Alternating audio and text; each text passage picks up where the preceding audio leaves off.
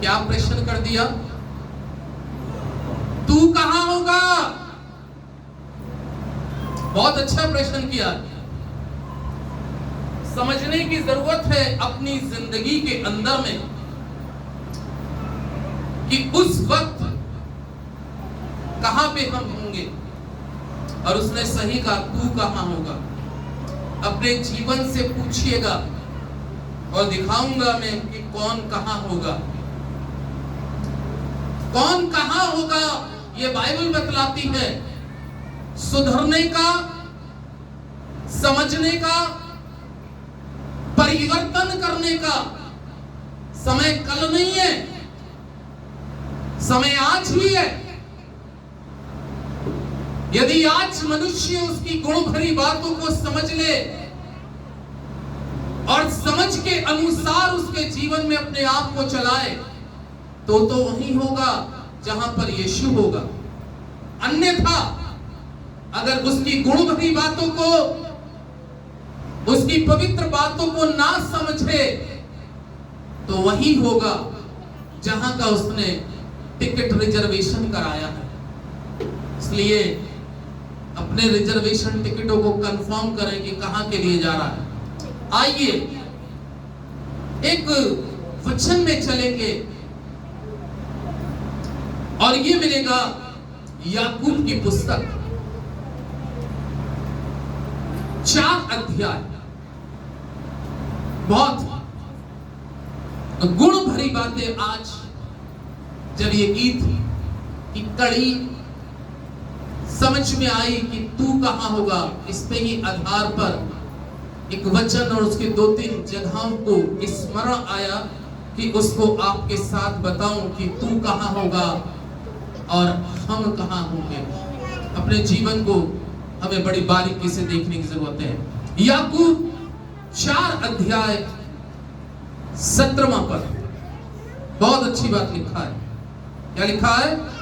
इसलिए जो कोई भलाई करना जानता है और नहीं करता, ये उसके लिए क्या है? पाप है। हालेलुया। आप समझ रहे हैं? याकूब 4 के 17वें पद के अंदर में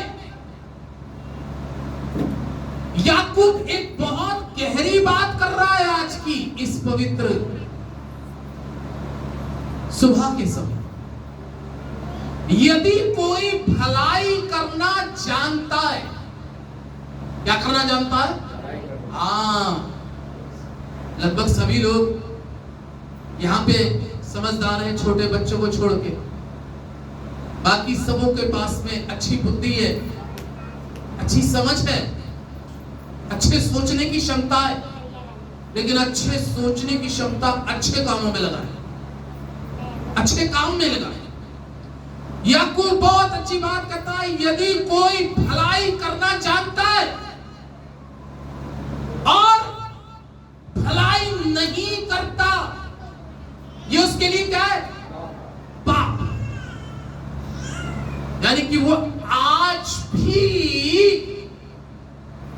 परमेश्वर को जानने के बाद, वचन को पहचानने के बाद, यीशु मसीह पर विश्वास करने के बाद, पिता पुत्र पवित्र आत्मा के नाम से बपतिस्मा लेने के बाद, उपवास और प्रार्थना में रहने के बाद में भी अगर ये आत्मा भलाई का नहीं है तो पाप की दशा में आज भी जी रहा है। सोचिए, क्योंकि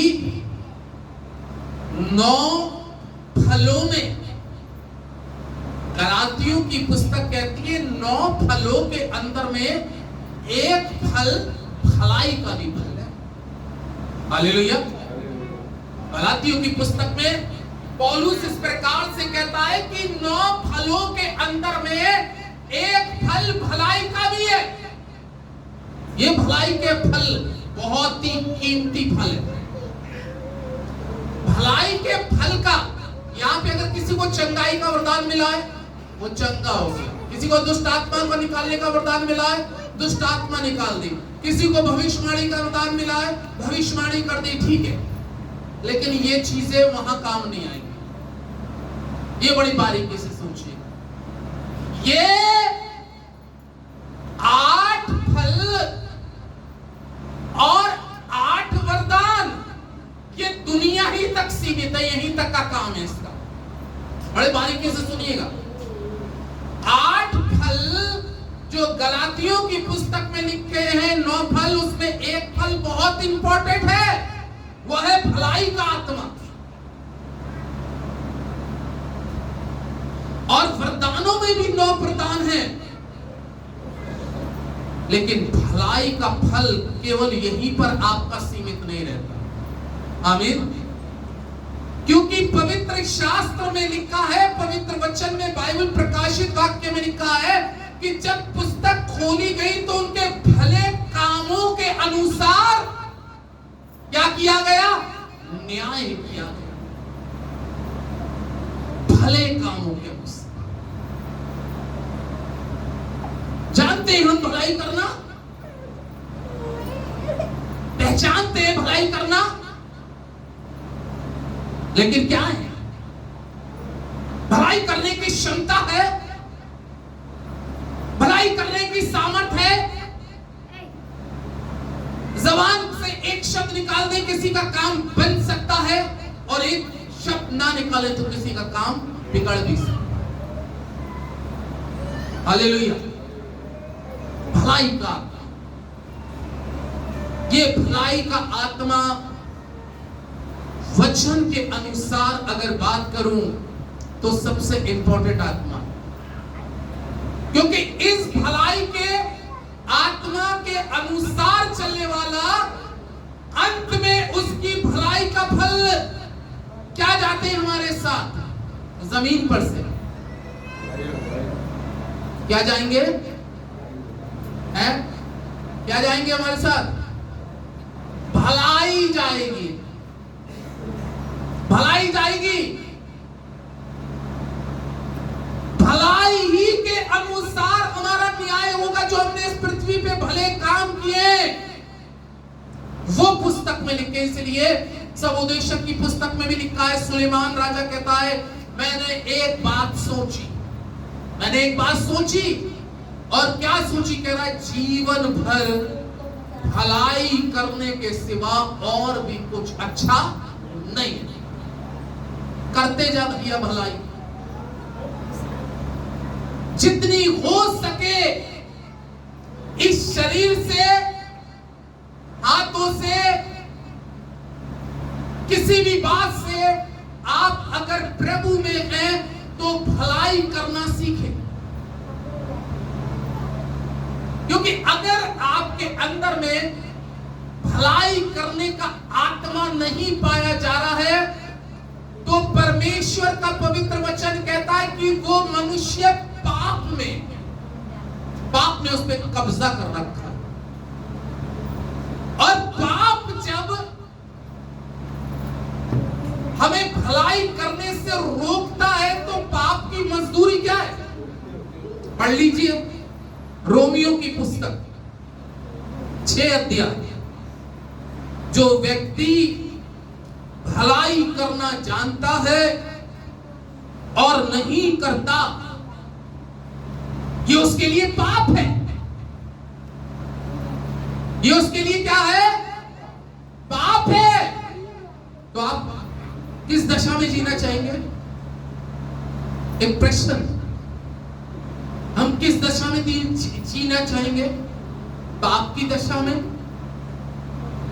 अगर पाप की दशा में जीना चाहते हैं तो भलाई मत करिए किसी के साथ। कोशिश करिए, अरे ये जा रहा गड्ढे में गिर जाए, पानी में गिर जाए, बिजली में चिपक जाए। ये है सोच नकारात्मक।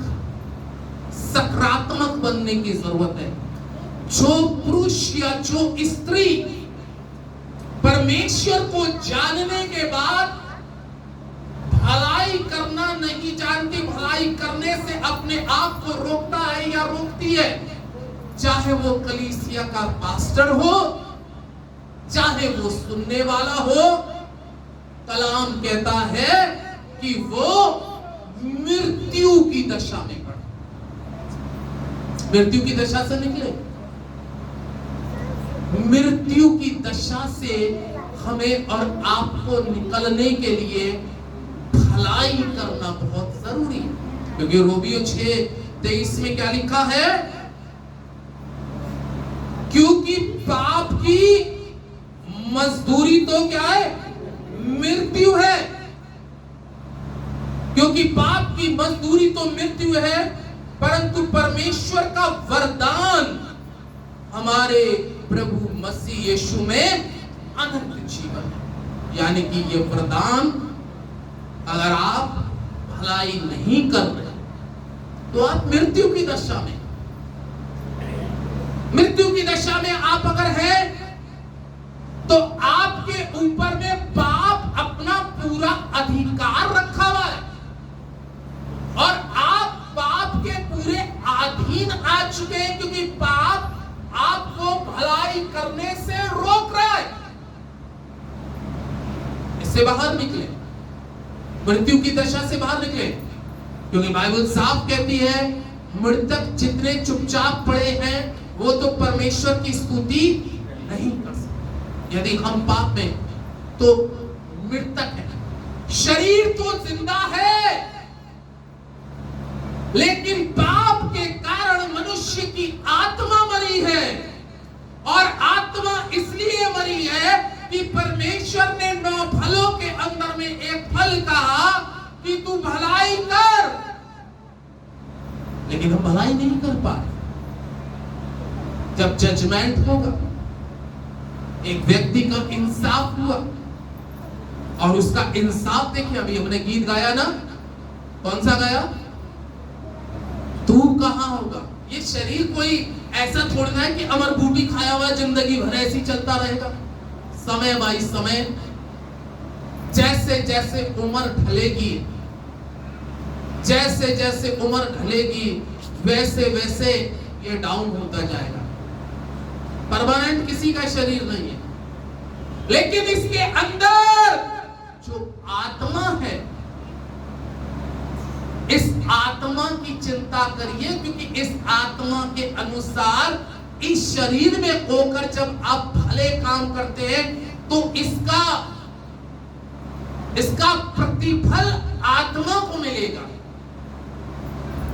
आत्मा को मिलेगा। नहीं तो बहुतों की आत्मा क्या हो जाती है? दुष्ट आत्मा बन जाती है। मरने के बाद में बहुत से परिवारों में ऐसे भी गए, ये जो पता चला क्या कहते हैं, नाना आके गला दबा रहे थे,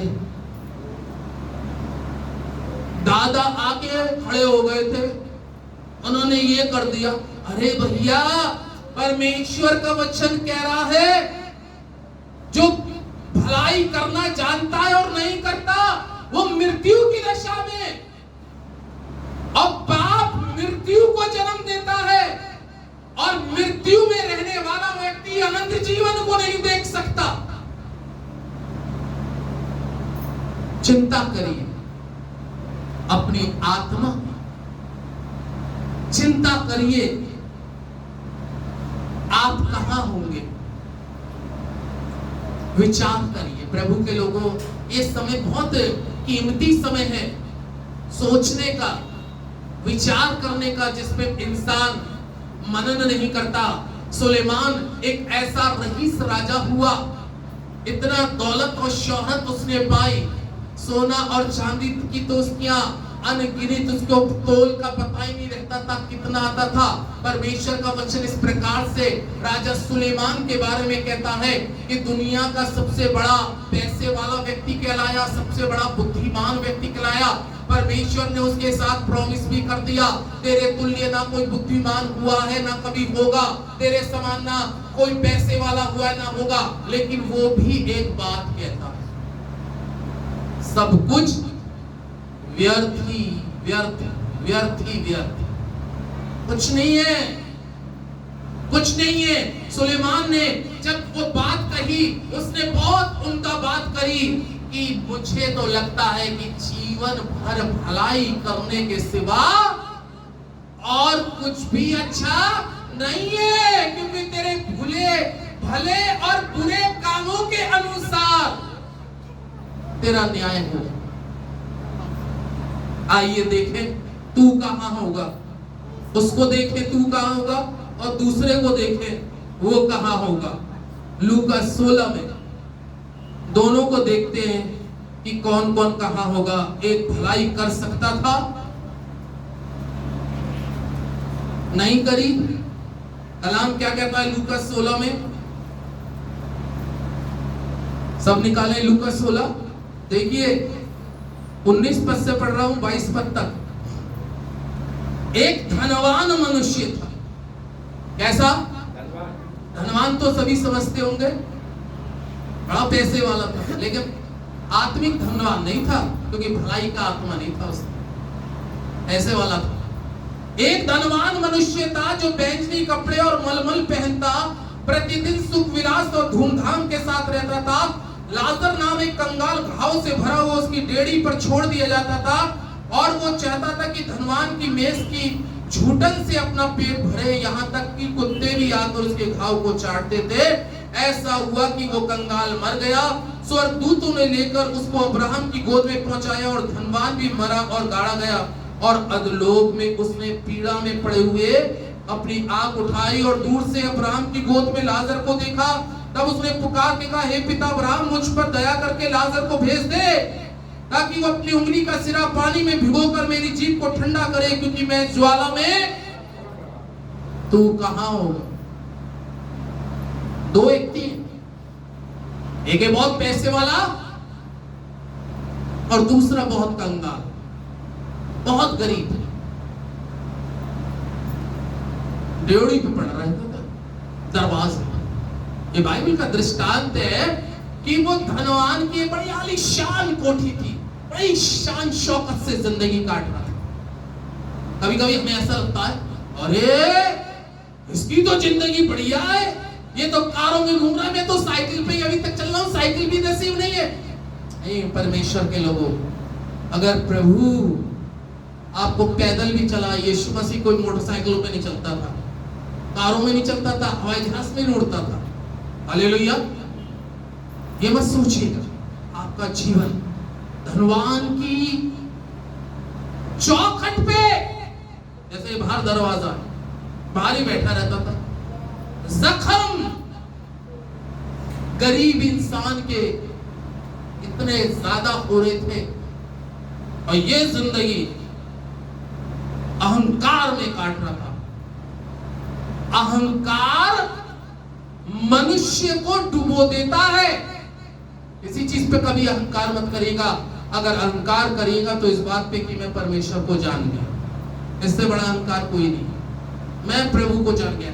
क्या करता था ये धनवान? जो भलाई करना जानता है और नहीं करता, ये उसके लिए पाप है, और पाप की मजदूरी मृत्यु है, यानी कि नरक है। और ये धनवान दुनिया में था, बहुत पैसे, बहुत सब कुछ उसके पास, लेकिन भलाई का आत्मा नहीं था।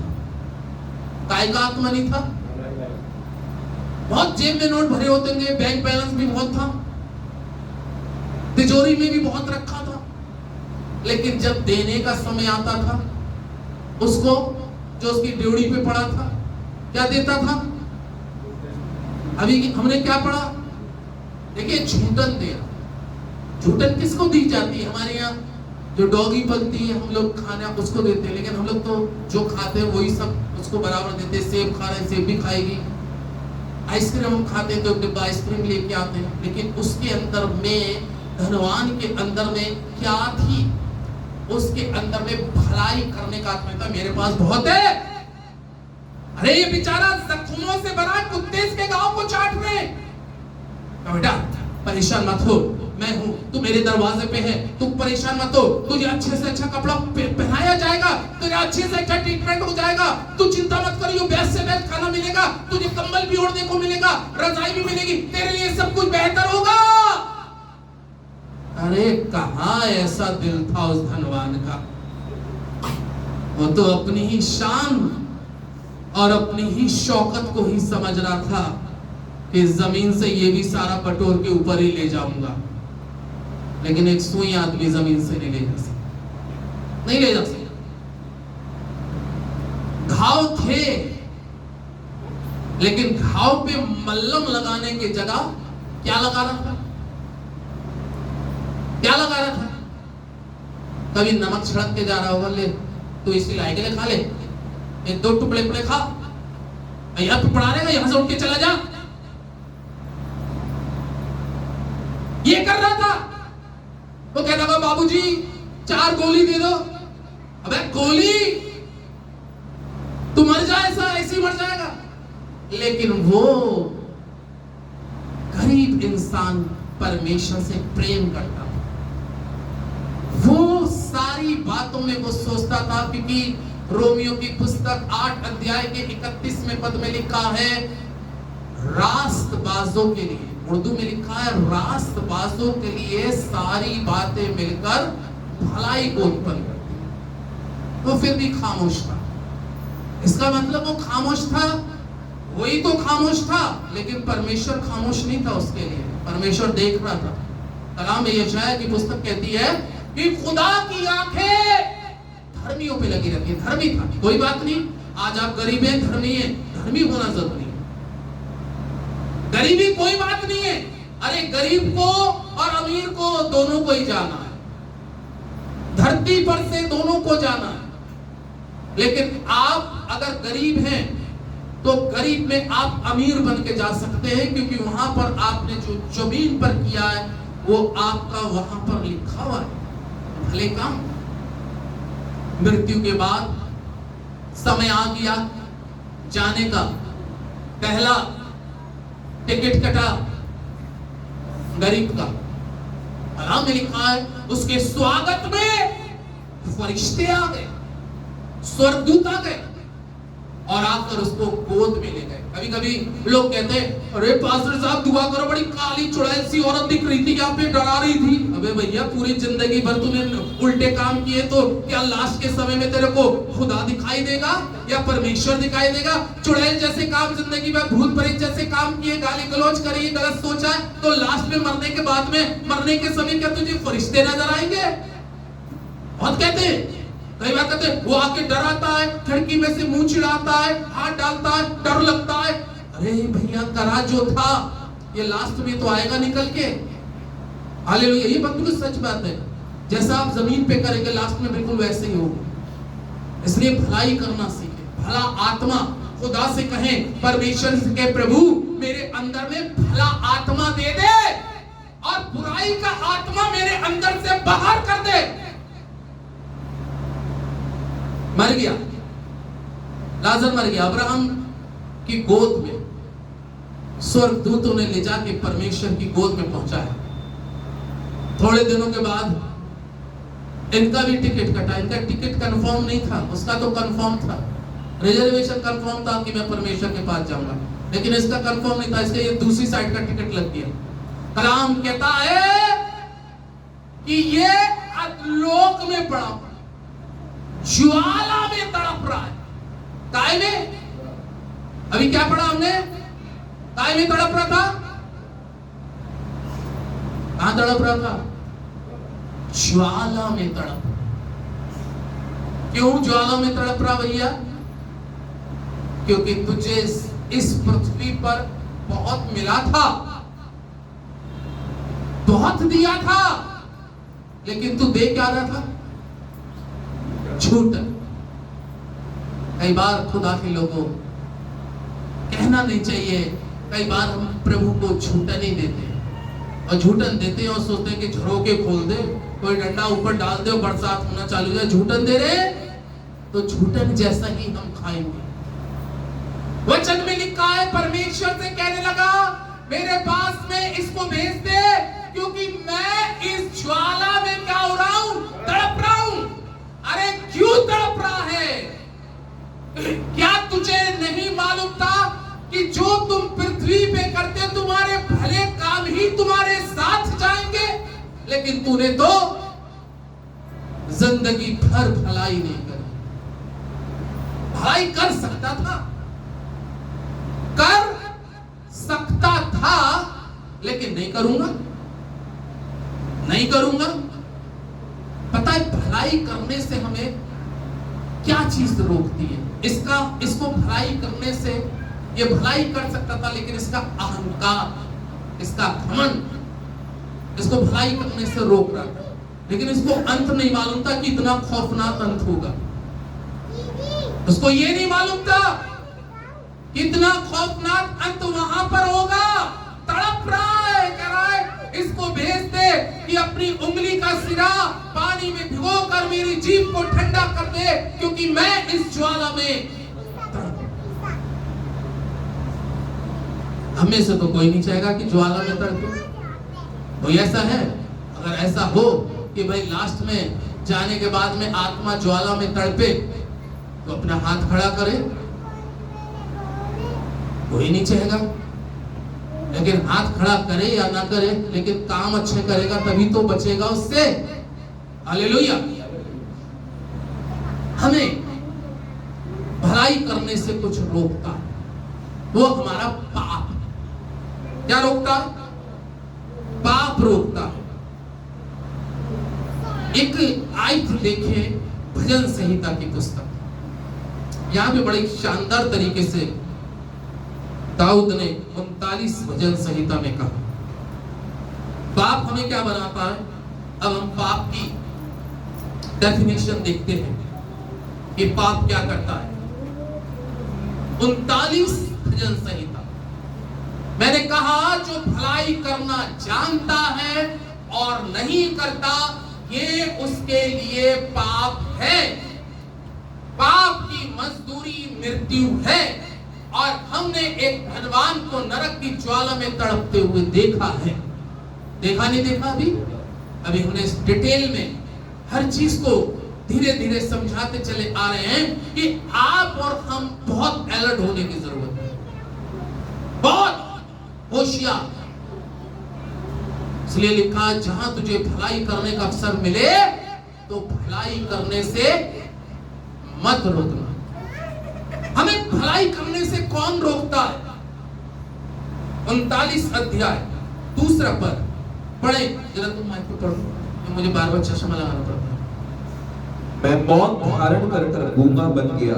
मैं 39 अध्याय भजन संहिता की 2 पद पढ़ा जा रहा है। दाऊद क्या कह रहा है? देखिए, ये इजराइल का राजा बन गया, लेकिन पहले इस इंसान के अंदर में जब ये राजा नहीं था, क्या नहीं था? बड़े ध्यानपूर्वक से, जब ये राजा नहीं था तब इसके अंदर में भलाई का आत्मा था। हालेलुया। अपने भाइयों को रोटी लेके जा रहा है देने। कहां जा रहा था? युद्ध के मैदान में। भलाई का। शाऊल इसका शत्रु बन गया, बार बार मार रहा है, भाला मार रहा है, सब कुछ मार रहा है, लेकिन इसको मौका मिल रहा है तो क्या कह रहा? नहीं नहीं, मैं इसके साथ में ऐसा बुरा व्यवहार नहीं करूंगा, क्योंकि ये परमेश्वर का दास है, जबकि वो उसका शत्रु बन गया और इसको मौका मिला मार दे। उसको दोस्त गुफा में दाऊद के कह रहे हैं ये मौका बहुत अच्छा है, शाऊल यहाँ पे सो रहा, कर दे मत। उसने कहा नहीं, मैं नहीं करूंगा। पहले इसके अंदर भलाई का आत्मा था।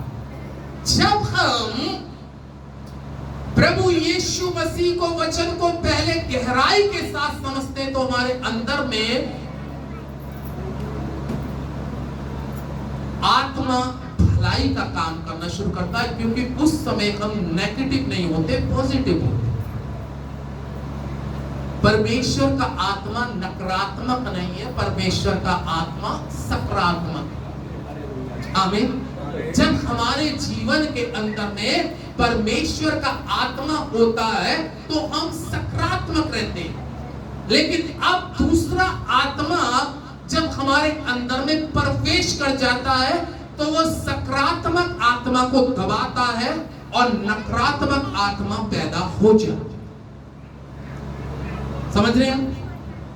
और जब दाऊद के अंदर में पहले बड़ा भलाई का आत्मा था सब कुछ, लेकिन इसने जीवन में बहुत गड़बड़ी कर दी। एक गड़बड़ी तो ये कर दी कि उसने पाप करा, दूसरी गड़बड़ी ये करी कि उसने इसके आदमी की हत्या करा दी।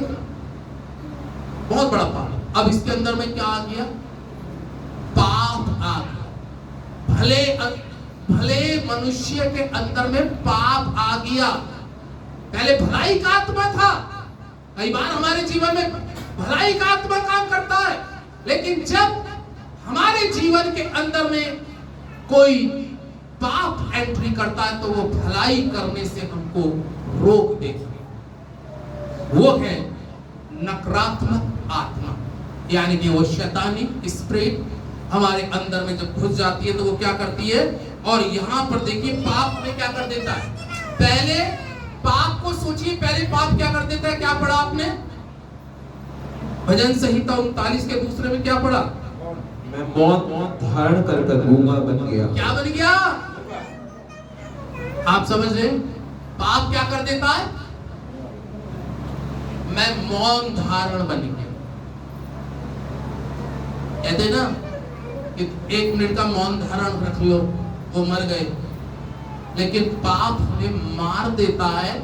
तो पाप हमें सबसे पहली चीज वो कह रहा है, मैं मौन धारण करके गूंगा बन गया। क्या बन गया?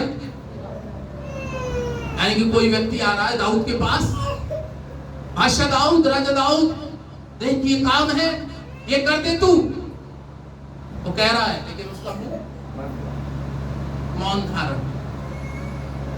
अब मौनी धारण नहीं है वो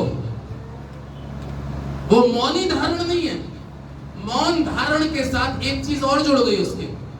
क्या बन गया? गूंगा भी बन गया। गूंगा बन गया,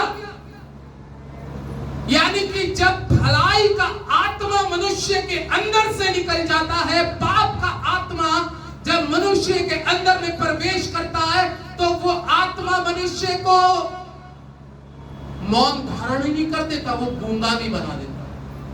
अब गूंगे से कितना ही कुछ कहते रहो, वो नहीं सुने, सुन तो लेगा, लेकिन पाप ने भलाई करने के लिए उसके मुंह को बंद कर दिया।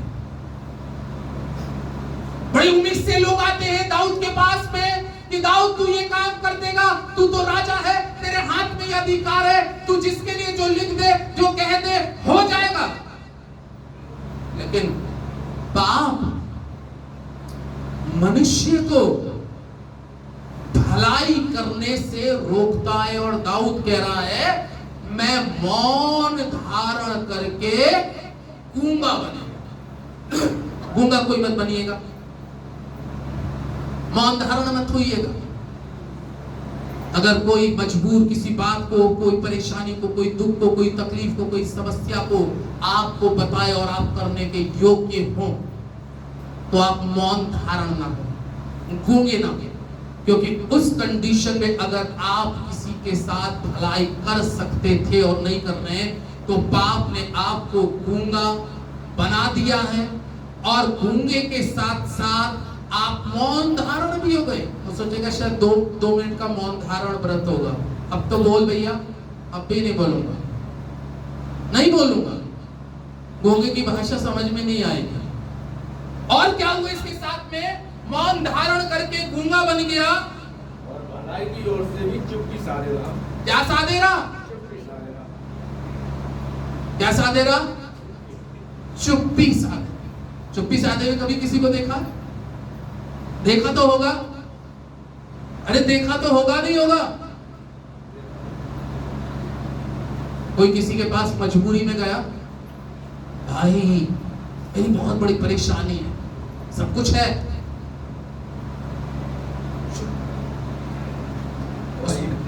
भलाई करने की तरफ से क्या साधे रहा? चुप्पी। बड़ा चुप, बोला ही नहीं यार, ये तो इतना कहते रहा। भलाई करने की तरफ से भलाई कर सकता था राजा, लेकिन क्या साधे? चुप्पी साधे रहा। देखिए साहब, कभी कभी जीवन में ऐसे भी अभिषेक लोग होते हैं जब अपना आत्मिक बल खो देते हैं, जब नकारात्मक आत्मा आ जाती है, गूंगे भी बन जाते हैं, मौन धारण भी बन जाते हैं, और भलाई करने की तरफ से चुप्पी भी साधे। चुप्पी साधे, चुपचाप चुप्पी साधे। चुप्पी साधने का मतलब है कर सकता हूं, लेकिन मन ही मन क्या करा, करूंगा नहीं। मन ही मन कह रहा करूंगा नहीं, चुप्पी साधा। इसको बोलते हैं जब पाप आता है गूंगा बना देगा, मौन धारण कर देगा, चुप्पी साधा है। लेकिन इसको मालूम नहीं है, कह रहा मैं चुप्पी साधा रहा और मेरी पीड़ा बढ़ गई। हालेलुया। क्या बढ़ गई? पीड़ा। हाँ, पीड़ा बढ़ रही है क्योंकि आत्मा कायल कर रहा है अंदर से। आत्मा क्या कर रहा है? कायल कर रहा है। कह रहा है मेरी पीड़ा बढ़ गई। यानी कि पीड़ा को उठाने के लिए मनुष्य तैयार है, लेकिन भलाई करने के लिए आत्मा उसको नेगेटिव रोक रहा। कह रहा मेरी पीड़ा क्या हो गई? बढ़ गई। कोई पीड़ा ना, अपनी पीड़ा ना बढ़ा, पीड़ा ना बढ़ा। कह रहा मेरी पीड़ा बढ़ गई, दुख बढ़ गया। पीड़ा का मतलब है दुख बढ़ गया, परेशानी बढ़ गई, समस्या बढ़ गई, मुसीबतें बढ़ गई, परेशानियां इतनी बढ़ गई कि जो बच्चा पैदा हुआ, कलाम कहता है वो भी मां के कोख से अपाहिज निकला। इतनी पीड़ा बढ़ गई, उसके लिए रो रहा है, आंसू बहा रहा है, पीड़ा बढ़ गई, लेकिन भलाई नहीं कर। पीड़ा बढ़ गई। जब पीड़ा बढ़ गई तो क्या हो गई? मेरा तीसरे पद में कह रहा है मेरा हृदय अंदर ही अंदर जल रहा था। मेरा हृदय, अभी अगले महीने नहीं, आज 29 है, नवंबर में दिवाली है, पटाखे सभी लाते होंगे लगभग। पटाखे में क्या होता है? एक वो होती है ना, क्या बोलते हैं, सुतली। सुतली में क्या लगाई जाती है? हाँ, मेरी क्या हो रही है? तीसरे पद को पढ़िए। मेरा हृदय अंदर ही अंदर जल रहा था। उसमें सुतली में आग लग गई है, सुतली में जल रही है धीरे धीरे, अब पहुंचने वाली है, फटने वाली है। अरे भैया, इससे पहले कि वो फटे उसको बुझा लो और भलाई करना शुरू कर दो। ये परमेश्वर का वचन कह रहा है कि मेरे अंदर ही अंदर क्या हो रहा है? वचन कह रहा है मैं अंदर ही अंदर जल रहा था। अभी पटाखे को, बम को नहीं मालूम होता कि मेरे अंदर से इतना बड़ा क्या निकलने वाला है, धमाका। अब जिसने आग लगाई थी वो आग लगा के दूर से देख रहा, कब फूटेगा। अंदर ही अंदर जल रहा, पीड़ा बढ़ रही है, जल जाऊंगा लेकिन भलाई नहीं करूंगा। भलाई करना सीखें। और कह रहा है मेरा हृदय अंदर ही अंदर जल रहा था। सोचते सोचते आग भड़क उठी। आग भड़क उठी। आग आ रही है भैया, फूटने के लिए बम फूटने वाला है। बम फूटने का मतलब है कि जिंदगी का कभी भी अंत हो जाएगा। और जब यहाँ आग से अंत होगा तो वहां पे भी आग में ही जाएगा। शरीर का तो अंत है ही, उस आग में तू होगा। तू कहां होगा? आग लग गई और क्या हुआ? सोचते सोचते आग भड़क उठी। आग भड़क उठी। तब मैं अपनी जीभ से बोल उठा। तब मैं जीभ से बोल उठा। अब देखिए, भलाई तो नहीं करा, अब गूंगा था, मौन धारण था, भलाई करने से चुप्पी साधा था, लेकिन अब बोल उठा। उसके बोल भी क्या निकले? अभी भी भलाई के नहीं हो तो निकले बोल। हे यहोवा, ऐसा कर कि मेरा अंत मुझे मालूम हो जाए। मेरा अंत बता दे, किस दिन मरूंगा। मेरा अंत बता दे, किस दिन में मरूंगा। अब भी भलाई नहीं करूंगा, लास्ट में मैं मर के चला जाऊंगा। वो धनवान लास्ट में मर के चला गया। अगर उसके साथ भलाई नहीं करी तो और भी तो बहुत होंगे, थोड़े दिन तो और जिंदा रहता, दूसरे के साथ भलाई कर लेता। रिश्तेदारों में भी होंगे कुछ भलाई करने लायक, अड़ोसी पड़ोसी होंगे, कुछ पास्टरों के साथ ही भलाई कर लेता। नहीं करूंगा। कह रहा मेरा मुझको अंत बता दे। हमने कहा तेरा भी अंत वही होगा, वो जो वहां पे गया है, जो वो तड़प रहा है, ऐसे ही तू भी तड़पेगा और परमेश्वर का वचन कह रहा है, हे यहोवा ऐसा करके कि मुझे मेरा अंत मालूम हो जाए, और ये भी कि मेरे आयु के दिन कितने, जिससे मैं जान लूं कि मैं कैसा अनत्य हूं। हालेलुया। ऐसा गलत इंसान हूं, कह रहा है मैं बहुत गलत इंसान हूं। इस चीज का कह रहा है मेरा अंत जिस दिन हो जाए ये मुझे बता दे, क्योंकि अंदर जो है, एक आयत आखिरी में पढ़ेंगे हम लोग, लूका 6:45। क्या हो गई? आग कहां तक पहुंची? भड़कते भड़कते अंदर मेरा अंत क्या होगा है? लूका 6 अध्याय मिल गया सबको? 45वां पद पढ़े जरा, देखिए 45वें पद में क्या लिखा? भला मनुष्य अपने मन के भले भंडार से भली बातें निकालता है। भला मनुष्य अपने भले भंडार से कैसी बातें निकालता है? भली। तभी तो कहता है जो अंदर भरा है। अंदर क्या पड़ा? बुराई, झूठ, किसी का बुरा हो जाए, व्यभिचार वाली बातें, किसको कैसे लूटना है, ये तो अंदर भरा हुआ है। इसलिए कितनी बात ये यीशु मसीह ने खुद कही बात कह रहा है, भला मनुष्य अपने भले भंडार से भली बात निकालता है। यहाँ पे दो मनुष्य, यहाँ पे दो मनुष्य, एक भला मनुष्य है, एक बुरा मनुष्य। अब यहाँ पे सब लोग बैठे हैं, या तो आप भले वाली कैटेगरी में आइएगा या बुरे वाली कैटेगरी, लेकिन मैं आपको उत्साहित करूंगा, इनकरेज करूंगा कि आप भले वाली कैटेगरी में आए, वो ज्यादा आपकी आत्मा के लिए लाभदायक है। इसलिए वचन में कहता है 45वें पद में, पर भला मनुष्य अपने भले भंडार से भली बातें निकालता है, और बुरा मनुष्य अपने मन के बुरे भंडार से बुरी बातें निकालता है। और बुरा मनुष्य अपने बुरे भंडार से, ये भी भंडार है, बहुत भरा हुआ है यहाँ पे, इसमें भी बहुत भरा हुआ है, लेकिन इसमें अगर बुराई भरी है तो बड़ी गड़बड़ है, पाप भरा है तो बहुत बड़ा गड़बड़ है, गलत काम भरे तो बहुत।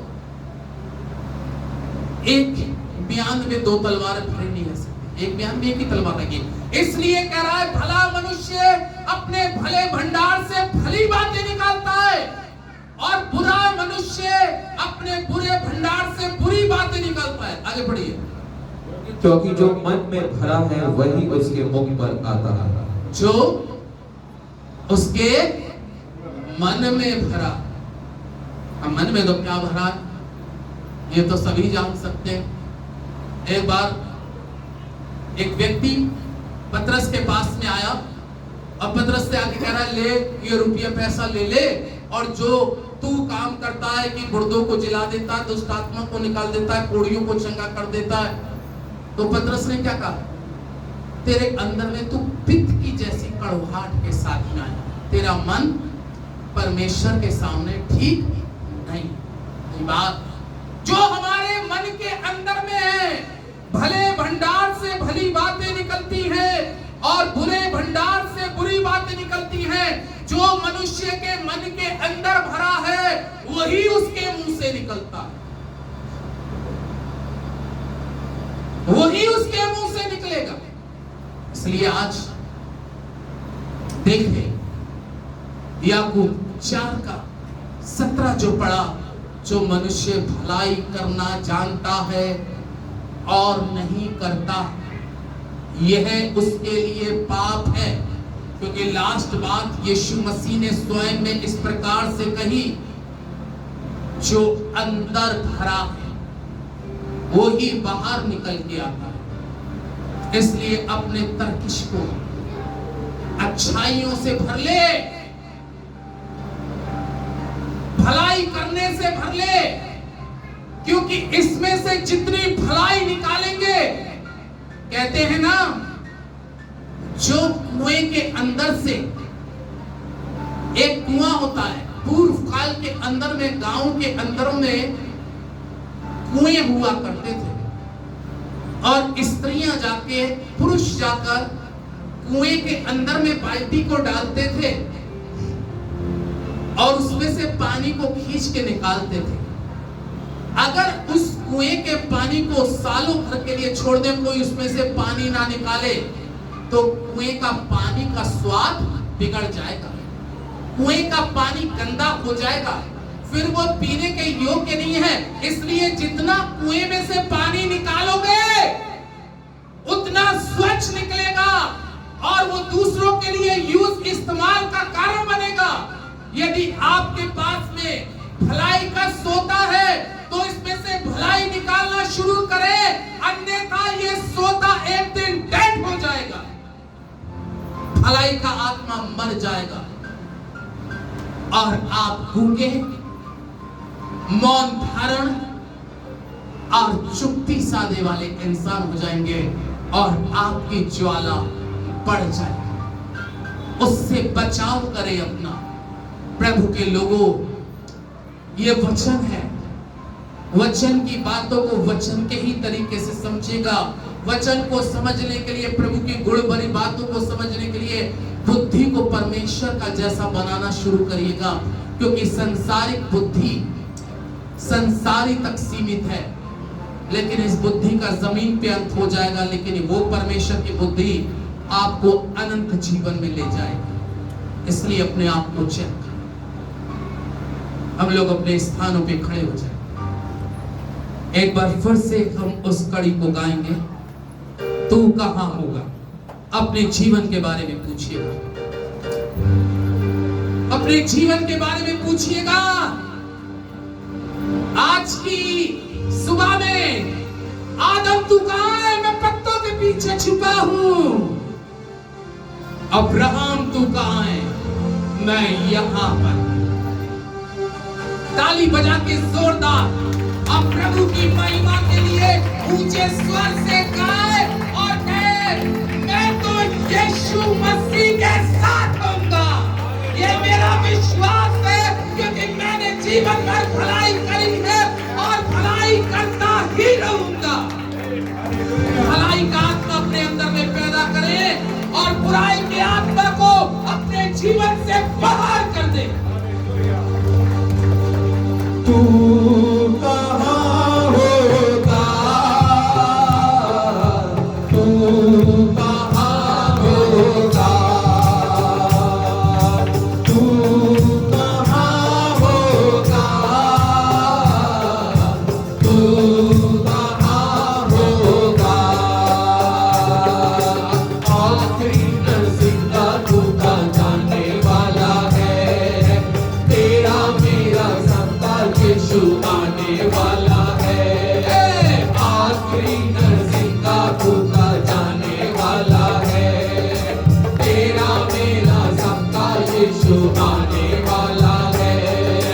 तू कहां होगा, तू कहां होगा, तू कहां होगा, तू कहां होगा।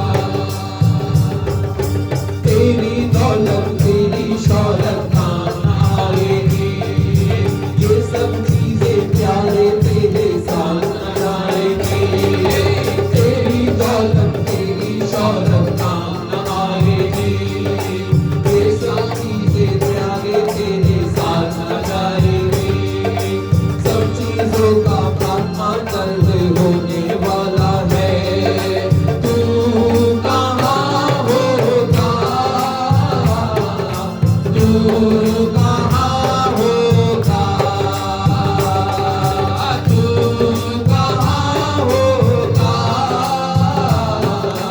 तू कहां होगा, तू कहां होगा। Glory Jesus, ताली बजा के स्वागत करें परमेश्वर का। जोरदार ताली बजाएं प्रभु के लिए।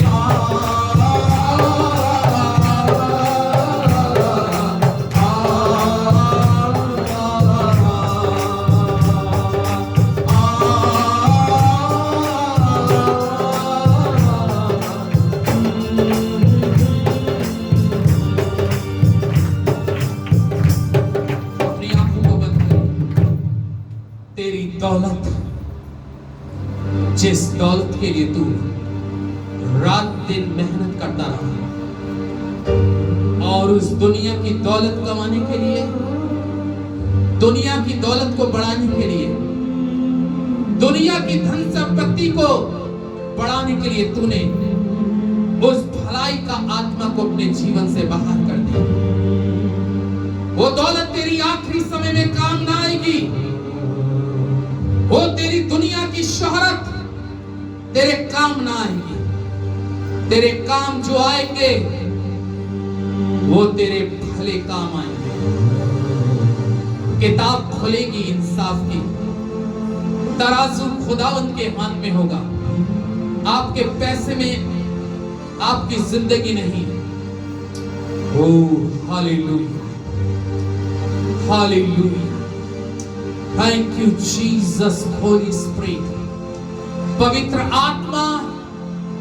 मैं जानता हूं प्रभु, तूने जो वचन दिया तेरे लोगों के जीवन के अंदर में उन्होंने समझा है, जाना है, पहचाना है और ये महसूस कर लिया। ओ सामर्थी परमेश्वर, अनुग्रहकारी परमेश्वर, दयावान परमेश्वर, करुणा निदान परमेश्वर, आज वचन कह रहा है क्योंकि भले मनुष्य के मन से भली बातें निकलती है और बुरे मनुष्य के मन से बुराई निकलती है, और जो मन में भरा है वही बाहर निकल के आता है। इसलिए आज हम उन बुराइयों को, आधर्म को, स्वार्थ को, झूठ को, बुराई, लालच, व्यभिचार, तमाम उन चीजों को आज यीशु अपने जीवन में नष्ट कर देते हैं और भलाई का आत्मा हम में से प्रत्येक के जीवन में आज काम करना शुरू हो जाए। प्रभु, यदि आज भी हम तुझे जानकर, तेरे वचन को पहचान कर प्रभु तुझको धोखा दे रहे हैं, तो प्रभु हमारा अंत बहुत ही खौफनाक है, क्योंकि वो धनवान भी ज्वाला में तड़प रहा था। हम नहीं चाहते कि हम उस ज्वाला में तड़पे, बल्कि उस अग्नि की आग से, उस जहन्नम से तू हमारी कलीसिया के एक एक व्यक्ति को, हमें भी बचा ले प्रभु जी, ताकि हम वहां हो जहां मेरा यीशु हो।